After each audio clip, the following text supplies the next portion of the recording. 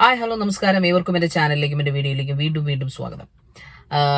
വിവാദങ്ങൾക്ക് ശേഷം, ഒരു നീണ്ട ഇടവേളയ്ക്ക് ശേഷം, ഒരു 2-3 ആഴ്ചത്തെ ഇടവേളയ്ക്ക് ശേഷം പുതിയൊരു സിനിമയുടെ റിവ്യൂ ആയിട്ട് ഞാൻ വന്നിരിക്കുകയാണ്. തുടരുമാണ് ലാസ്റ്റായിട്ട് റിവ്യൂ ചെയ്ത്. കഴിഞ്ഞ ആഴ്ച സിനിമയൊന്നും കാണാൻ അധികം സമയം കിട്ടിയില്ല. സോ അതുകൊണ്ട് തന്നെ റിവ്യൂ ഇട്ടേക്കാമെന്ന് വിചാരിച്ചു. നമ്മുടെ തൊഴിൽ അതൊക്കെ ആണല്ലോ. സോ നരിവേട്ട ഞാൻ കണ്ടിട്ട് ഇപ്പോൾ ഒരു ദിവസം കഴിഞ്ഞു. സമയക്കുറവ് കൊണ്ട് എനിക്ക് റിവ്യൂ ഇടാൻ സാധിച്ചില്ല. കൊള്ളാം, മനോഹരമായി ചെയ്തു വെച്ചിരിക്കുന്ന ഒരു ട്രൂ ഇൻസിഡന്റ് ആണ്. 2003 എല്ലാവർക്കും ഇപ്പൊ അറിയാമായിരിക്കും. നരിവേട്ട എന്ന് പറയുന്നത് ശരിക്കും 2003 ഇൻസിഡന്റിനെ ആധാരമാക്കി ചെയ്തിരിക്കുന്ന ടൊവിനോ തോമസ് അഭിനയിച്ച ടൊവിനോ തോമസ്, സുരാജ് വെഞ്ഞാറമ്മൂട്, ചേരൻ സ്പെഷ്യൽ കഥാപാത്രമായിട്ട്, ഒരു ഡാർക്ക് ഷെയ്ഡ് കഥാപാത്രമായിട്ട് അദ്ദേഹം അഭിനയിക്കുന്നുണ്ട്. സോ നരിവേട്ട ഞാൻ ആക്ച്വലി സിനിമയ്ക്ക് ജസ്റ്റ് റിവ്യൂയിലൂടെ പാസ് ചെയ്ത് പോയപ്പോൾ, ഞാൻ അങ്ങനെ റിവ്യൂ കുത്തിരുന്ന് കാണത്തില്ല, റിവ്യൂയിലൂടെ പാസ് ചെയ്ത് ജസ്റ്റ് ഒന്ന് പോയപ്പോഴാണ് നരിവേട്ട എന്ന് പറയുന്നത് 2003 മുത്തങ്ങ സംഭവത്തെ ആസ്പദമാക്കിയിട്ടുള്ള ഒരു സംഭവമാണെന്ന് മനസ്സിലാവും. അതുകൊണ്ടാണ് അത് കാണാനായിട്ട് തീരുമാനിച്ചത്. എന്റെ പാട്ട് ഭയങ്കരമായിട്ട് ഹിറ്റായിരുന്നല്ലോ. സാധാരണഗതിയിൽ പാട്ട് ഭയങ്കര ഹിറ്റാകുന്ന ചില പടങ്ങളൊക്കെ 8 നില പൊട്ടിപ്പോകും. അതിലിപ്പോ ചില പടങ്ങള് ഹിറ്റാവും, ചില പടങ്ങൾ പൊട്ടിപ്പോകും. എന്തായാലും പാട്ടും ഹിറ്റ്, പടവും ഹിറ്റാണ്. ഹിറ്റ് എന്ന് പറഞ്ഞാൽ ഇൻ ദ സെൻസ് അതൊരു ബയോപിക് എന്ന് നമുക്ക് പറഞ്ഞ അതൊരു ചരിത്രം പറയുന്ന ഒരു മൂവിയാണ്. ചരിത്രം എന്ന് പറഞ്ഞാൽ കുറച്ച് വിഷമിപ്പിക്കുന്ന ചരിത്രം പറയുന്ന, അത് കണ്ടു കഴിയുമ്പോൾ നമുക്ക് എവിടേക്കോ പൊള്ളും, ആ ഒരു മൂവിയാണ്. നല്ല രീതിയിൽ തന്നെ അത് ചെയ്തിട്ടുണ്ട്. അതിന് ഡയറക്ടഡ് അനുരാജ് മനോഹറാണ്, ഇഷ്കിന്റെ സംവിധായകനാണ്. Directed by Abin Joseph, is a writer. റൂബ് അവാർഡും അതുപോലെ യുവജന സാഹിത്യ അവാർഡും ഒക്കെ മേടിച്ച ഒരു ട്രൂ ഒരു എഴുത്തുകാരനെ എനിക്ക് അദ്ദേഹത്തിന്റെ ബയോഗ്രഫി നോക്കിയപ്പോൾ മനസ്സിലായി. ടൊവിനോ തോമസ്, സുരാജ് വെഞ്ഞാറമ്മൂട്, ചേരൻ ഇവരൊക്കെയാണ് ചെയ്തിരിക്കുന്നത്. സിനിമാറ്റോഗ്രാഫി വിജയ് ആണ്. മ്യൂസിക് ജെഗ്സ് ബിജോയ് ആണ്. അതിനകത്ത് വേടൻ പാടിയിട്ടുണ്ട്. മ്യൂസിക് ഒരു രക്ഷയില്ല കേട്ടോ, ഒരു രക്ഷയില്ല. നല്ല രസമുണ്ട് മ്യൂസിക്.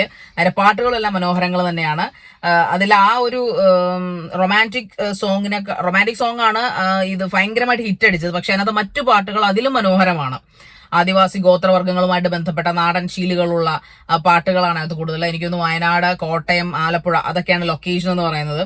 എന്തായാലും ഇന്ത്യൻ സിനിമാ കമ്പനിയാണ് ഇത് പ്രൊഡക്ഷൻ ചെയ്തിരിക്കുന്നത്. ഞാനിത് പറയാൻ കാരണം നമ്മൾ ടെക്നിക്കാലിറ്റീസ് എല്ലായ്പ്പോഴും പറയണമല്ലോ. പക്ഷെ എഡിറ്റേഴ്സിന്റെ പേരൊന്നും ഇതിനകത്ത് വെക്കാറില്ല. പക്ഷെ എനിക്ക് തോന്നുന്നു ഒരു സിനിമ ചെയ്യുമ്പോൾ ഓഫ് കോഴ്സ് നന്നായിട്ട് അഭിനയിക്കുന്ന ഒരു വിഭാഗം ഡബിംഗ് ആർട്ടിസ്റ്റ്, അവരുടെ പേരുകളൊന്നും വിക്കിപീഡിയയിൽ കാണാറില്ല.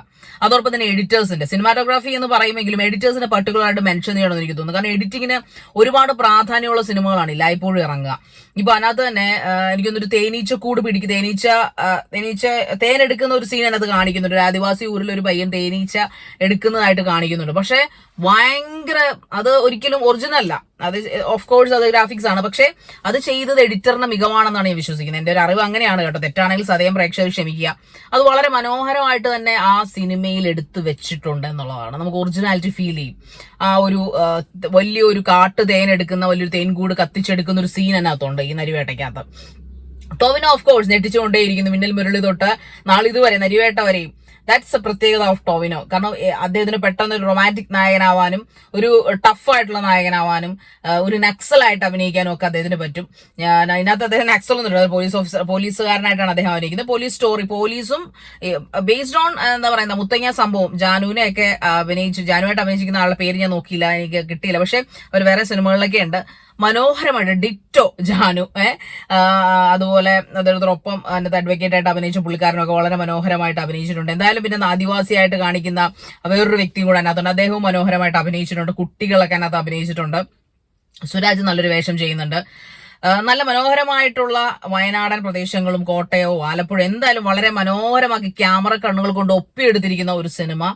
പിന്നെ ഓഫ് കോഴ്സ് അത് മുത്തങ്ങയെ നമ്മളെ അനുസ്മരിപ്പിക്കുന്നു. അത് ആ സിനിമയിൽ പറഞ്ഞിരിക്കുന്നത് സത്യമാണോ എന്ന് നമുക്ക് അറിയില്ല. ബേസ്ഡ് ഓൺ ട്രൂ ഇവന്റ്സ് ആണ്. അതിനകത്ത് 2003 മുത്തങ്ങ സംഭവത്തിൽ 2 പേര്, അതായത് ഒരു പോലീസുകാരൻ കൊല്ലപ്പെടുന്നു, അതോടൊപ്പം തന്നെ ഒരു ആദിവാസിയും കൊല്ലപ്പെടുന്നതായിട്ടാണ്. ബാക്കി 5 പേരുടെ മരണമാണ് സർക്കാർ സ്ഥിരീകരിച്ചത്. ഇന്നാൾക്ക് ഇതുവരെയും അവരുടെ പ്രശ്നങ്ങൾ ഒരിക്കലും എനിക്ക് തോന്നുന്നില്ല ഫുൾഫിൽ ആയിട്ടുണ്ടെന്ന്. അവർക്കൊരു സ്വന്തമായിട്ടൊരു ഊര്, സ്വന്തമായിട്ടൊരു നാട്, സ്വന്തമായിട്ട് ലാൻഡ്, അത് ഇന്നും പ്രശ്നത്തിൽ കിടക്കുന്ന ഒരു സാധനം തന്നെയാണ്. നമ്മൾ വാടകയ്ക്കായാലും ഒറ്റയ്ക്കായാലും സ്വന്തമായിട്ടായാലും വീട്ടിൽ കിടന്നുറങ്ങുന്ന സാധാരണ മലയാളികൾക്ക്, ആദിവാസി ഊരിലല്ലാത്ത സാധാരണ മലയാളിക്ക് അത് എത്രമാത്രം മനസ്സിലാവുമെന്ന് നമുക്കറിയില്ല, എനിക്കറിയില്ല. പക്ഷെ എന്തായാലും നമുക്ക് ആ സിനിമ നമ്മളെ അതിന്റെ ഒരു വേദന ഉള്ളിൽ എവിടേക്കോ കുത്തിപ്പിക്കും. സത്യത്തിൽ ഞാൻ സിനിമ കണ്ട് കരയുന്ന ഒരു വ്യക്തിയാണ്. ആ സിനിമ കണ്ടപ്പോ അതിനകത്ത് കരയുന്ന ഒരു ഇൻസിഡന്റ്, സാധാരണ നമുക്ക് അത്രയും പ്രിയപ്പെട്ട ബ്രേക്കപ്സ് അല്ലെങ്കിൽ ആക്സിഡന്റ്, മരണം, അല്ലെങ്കിൽ ഭയങ്കര ബ്രേക്കപ്പ് വേർഡ്സ് ഒക്കെ കാണുമ്പോഴാണ് സാറിനെ കരയാറ്, അല്ലെങ്കിൽ അച്ഛൻ അമ്മ അങ്ങനെയുള്ള കണക്ഷൻസിലൊക്കെയാണ് സാറിന് കരയാറ്. പക്ഷെ ഇതിൽ അങ്ങനെയുള്ള കണക്ഷൻസ് ഒന്നും ഇല്ല.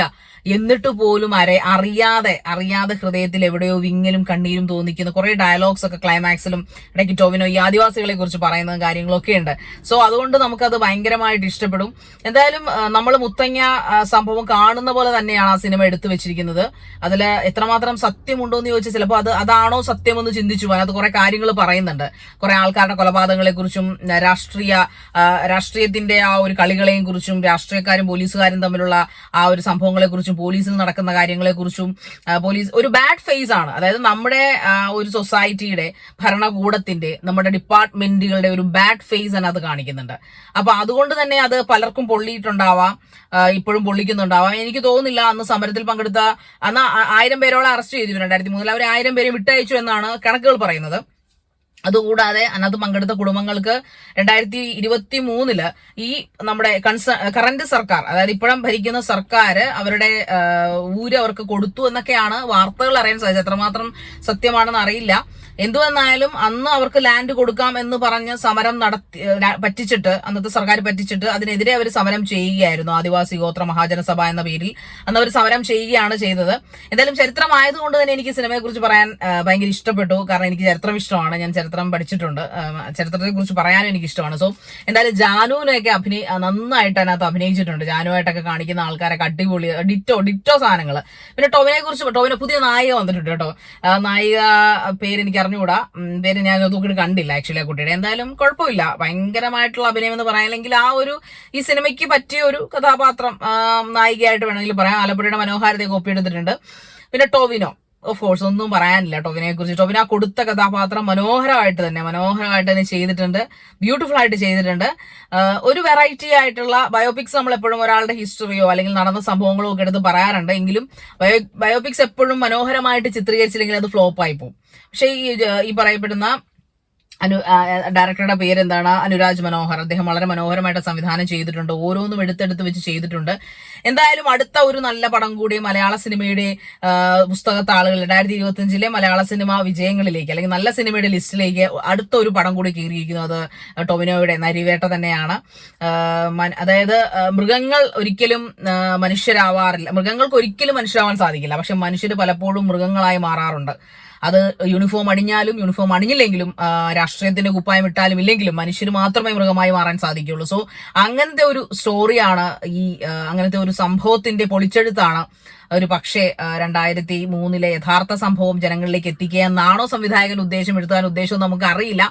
എന്ത് തന്നെയായാലും അത് കാണുമ്പോൾ ഒരുപക്ഷെ നമ്മൾ ചിന്തിച്ചു പോകും, ഇതാണോ അവിടെ അന്ന് നടന്നത് എന്ന് ചിലപ്പോൾ ശങ്കിച്ചുകൊണ്ടാണ് നമ്മൾ ആ സിനിമ കഴിയുമ്പോൾ അവിടെ നിന്ന് ആ ഒരു വിങ്ങുന്ന മനസ്സോടുകൂടി ഇറങ്ങുന്നത്. സോ എന്തായാലും തിയേറ്ററിൽ തന്നെ പോയി കാണേണ്ട ഒരു സംഭവമാണ്. ആ മനോഹാരിതയും ആ ഒരു ആദിവാസികളുടെ ലൈഫും അതോടൊപ്പം ടൊമിനോയുടെയും സുരാജ് വെഞ്ഞാറമൂടിന്റെയൊക്കെ അഭിനയവും ഒക്കെ നമ്മൾ തിയേറ്ററിൽ തന്നെ പോയി കാണും. എന്തുകൊണ്ടോ എനിക്കറിയില്ല, ഇപ്പൊ തിയേറ്ററുകളിൽ എന്റെ ജോലിയുടെ ഭാഗമായിട്ടാണ് ഞാൻ മോശം സിനിമകൾ പോലും തിയേറ്ററിൽ പോയി കണ്ട് ഇപ്പൊ എനിക്ക് OTT-യിൽ ഒരു സിനിമ ഇരുന്ന് കാണാൻ സത്യത്തിൽ മടിയാണ്. കഴിഞ്ഞ കുറച്ച് നാൾ നെറ്റ്ഫ്ലിക്സിൽ ഞാൻ പൈസ വെറുതെ റീചാർജ് ചെയ്തിരുന്നുണ്ട്. അപ്പൊ ഞാൻ ഓർക്കും ഒരു പടം കാണണം, കാരണം കുറെ പടങ്ങളുടെ പരസ്യം വരുന്നത്, ഞാൻ കാണാത്ത പടങ്ങളുടെയൊക്കെ പരസ്യങ്ങൾ വരുമ്പോഴും ഞാൻ ഓർക്കാറുണ്ട് എന്തുകൊണ്ടായിരിക്കും എനിക്കിപ്പോ നെറ്റ്ഫ്ലിക്സിൽ ഒരു പടം കൊണ്ട് തുടങ്ങുമ്പോഴേ ബോറടിക്കും, അല്ലെങ്കിൽ എനിക്ക് ഹോട്ട്സ്റ്റാറിൽ ഒരു പടം കൊണ്ട് തുടങ്ങുമ്പോഴേ ബോറടിക്കും. പിന്നെയാണ് എനിക്കിപ്പോ മനസ്സിലായി തുടങ്ങുന്നു, ഇറ്റ് ഈസ് ബിക്കോസ് ഞാൻ സ്ഥിരമായി റെഗുലറായി ഈ പറയപ്പെടുന്ന ആഴ്ചയിൽ ഒരിക്കലെങ്കിലോ മാസത്തിൽ 2-3 വട്ടം അല്ലെങ്കിൽ 3-4 വട്ടം സിനിമകളുടെ റിവ്യൂവിന്റെ ഭാഗമായിട്ട് തിയേറ്ററുകളിൽ പോയിരുന്ന സിനിമ കാണുന്നത് കൊണ്ടായിരിക്കാം ഒരു പക്ഷേ തിയേറ്റർ തന്നെ വല്ലാതെ അഡിക്റ്റഡ് ആക്കിയിട്ടുണ്ടാവാം. ഒരു സിനിമയുടെ യഥാർത്ഥ മനോഹാരിത കാണാൻ സാധിക്കുന്നത് തിയേറ്ററുകളാണെന്ന് തിരിച്ചറിവായത് കൊണ്ടാവാം OTT എന്നെ ഇപ്പൊ മടുപ്പിക്കുന്നു, അതുകൊണ്ടാവാം മേ ബി OTT-യിൽ എനിക്ക് സിനിമ പൂർണ്ണമായിട്ട് കാണാൻ സാധിക്കാറില്ല.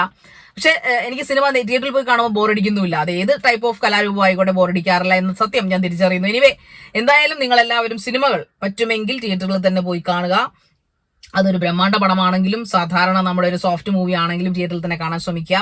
എന്നാൽ മാത്രമേ ആ കല അതിൻ്റെതായ ബ്യൂട്ടി, അതിൻ്റെതായ സൗണ്ടിൽ, അതിൻ്റെതായ കാഴ്ച മികവിൽ നമുക്ക് കാണാൻ ആസ്വദിക്കാൻ സാധിക്കുകയുള്ളൂ. ഓക്കെ, അടുത്ത സിനിമയുടെ വിശേഷങ്ങളുമായി കാണുന്നവരേക്കും tata bye bye from the speech maker.